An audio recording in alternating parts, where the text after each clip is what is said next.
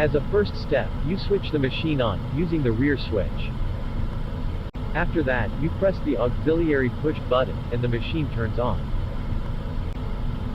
Once the machine is on, you press the green push button, to activate the spindle motor.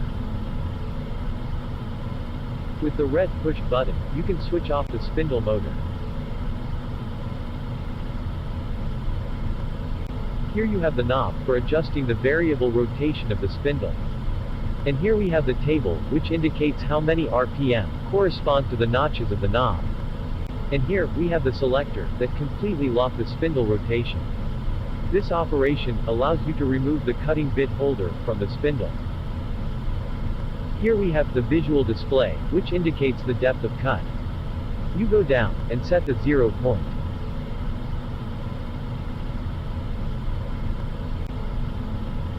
You cut the first valve seat, and after that, you can set the 0.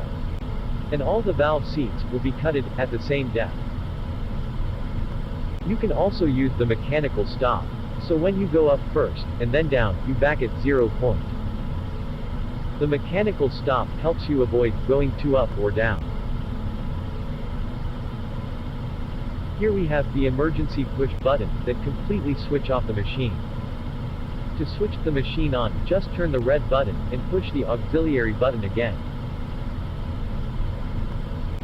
If I activate the air flows, which allow the movement of the head or the ball, the motor stops automatically, as a security system.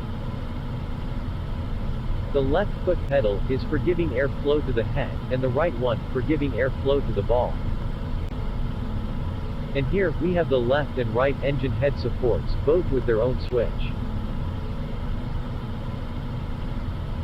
Thanks to these levers, on the other hand, you can adjust the inclination of the engine head.